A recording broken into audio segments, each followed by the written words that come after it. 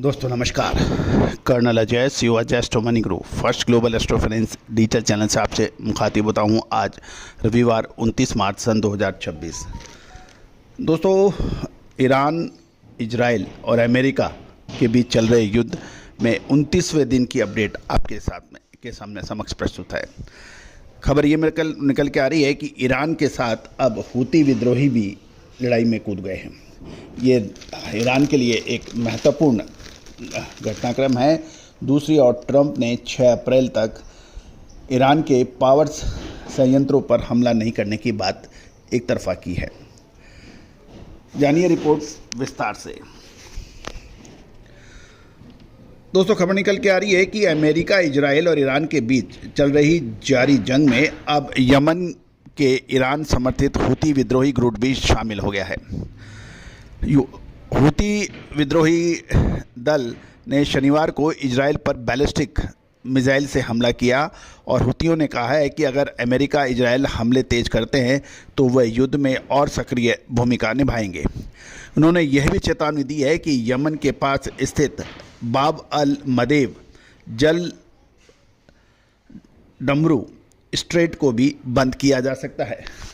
ये जानकारी दोस्तों, बाब अल मदेब स्ट्रेट ऑफ हॉर्मुज़ ये इम्पॉर्टेंट इसलिए है कि ये बहुत समुद्री रास्ता बेहद अहम है, क्योंकि ये लाल सागर को दुनिया के बड़े व्यापारिक मार्गों से जोड़ता है।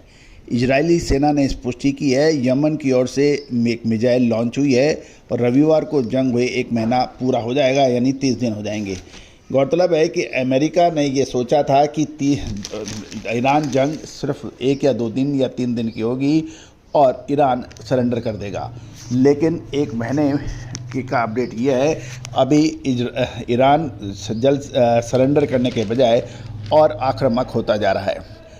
उधर पाकिस्तान के प्राइम मिनिस्टर शहबाज शरीफ की ईरानी राष्ट्रपति मसूद से बात हुई है और मसूद ने साफ कहा है कि मध्यस्थता के लिए विश्वास कायम करना जरूरी है। सोमवार को सऊदी, टर्की और मिस्र के विदेश मंत्री पाकिस्तान पहुंच रहे हैं। दोस्तों, महत्वपूर्ण ये है कि पाकिस्तान अब अपना एक अहम रोल अपना रहा है, जिसकी खुद की ताकत कुछ नहीं है और ये मध्यस्थ कर रहा है। दोस्तों, अब मसाले, खुशबू और प्योर झांझ टेस्ट से भर दे हर जुबां पे स्वाद। एवरीडे मसाले, देश का स्वाद। हम समझ लेते हैं कि क्यों खास है बाब अल मदेब। स्ट्रेट लाल सागर को अरब सागर से जोड़ता है और ये स्वेज नहर तक जाने वाले जहाज़ों के लिए बहुत अहम रास्ता है। दुनिया के व्यापार और तेल सप्लाई का बड़ा हिस्सा यहाँ से गुजरता है। हूती यहाँ जहाज़ों पर हमले कर सकते हैं और हॉर्मुज़ से पहले ही बंद है। अगर ये भी बंद हो गया तो तेल सप्लाई और व्यापार पर दोहरी मार पड़ेगी और तेल की कीमतें और बढ़ सकती हैं। सप्लाई चेन टूट सकती है और जहाज़ों को लंबा रास्ता लेना पड़ेगा।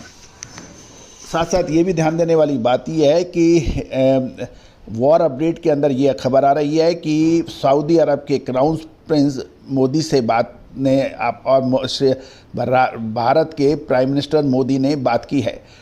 प्राइम मिनिस्टर मोदी ने सऊदीया के क्राउन प्रिंस से बात कर उन जहाज़ों की सुगम आवाजाही का मसला उठाया है।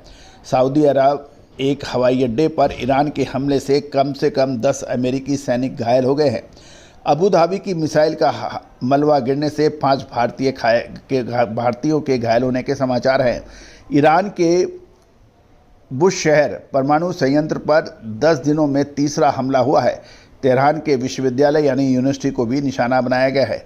दक्षिण लेबनान में इजरायली हमलों में 3 पत्रकारों की मौत की भी खबर मिल रही है। कुल मिलाकर अब ये ईरान और इजराइल के बीच, अमेरिका के बीच चल रहा युद्ध अब एक दिलचस्प और ख़तरनाक स्थिति पर पहुंच गया है। एक तरफ अमेरिका की तरफ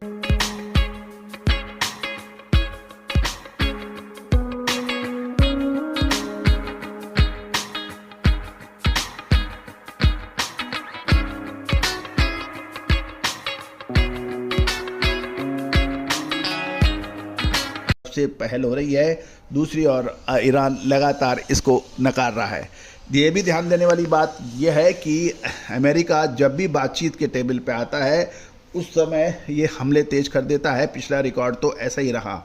इनको ध्यान में रखते हुए ईरान बिल्कुल भी विश्वास नहीं कर रहा है। उसने मध्यस्थ कर रहे देशों को ये स्पष्ट कह दिया है कि व्यापार विश्वास, ये वार्तालाप जो है वो विश्वास के दायरे में होनी चाहिए। अब देखना यह है कि क्या होगा, लेकिन अब लड़ाई एक दिलचस्प मोड़ पे पहुंच गई है कि इसमें अमेरिका लगातार विड्रॉ की बातों में, उसकी बातचीत से यही लग रहा है कि अब और वो लड़ाई करने के मूड में नहीं है। दूसरी ओर अब एक ये प्रश्न उठता जा रहा है, क्या इजराइल अमेरिका की मदद के बगैर कुछ स्वयं करने के ताकत रखता है या नहीं? क्योंकि अभी तक ये माना जा रहा था इस लड़ाई से पहले कि इजराइल बहुत शक्तिशाली देश है और वो किसी को भी नेस्तनाबूद करने की काबिलियत रखता है। लेकिन ईरान लड़ाई के बाद ये स्पष्ट हो गया है कि इजराइल की एग्जिस्टेंस सिर्फ अमेरिका की वजह से है, अदरवाइज उसमें कुछ खास ताकत नहीं है।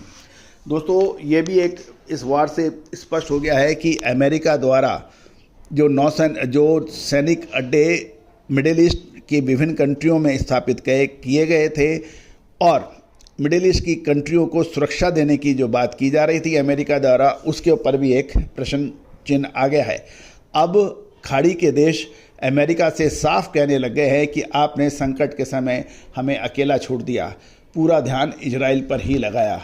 और इजराइल के ऊपर भी ये कहा जा रहा है कि हर लड़ाई के बाद इजराइल का जो क्षेत्रफल है वो 25 से 30% बढ़ जाता है, लेकिन इस बार उसको लेने के देने पड़ रहे हैं और हालत ये हो रही है कि अब उसको युद्ध विराम हो जाए, ये उसके लिए भले की बात है।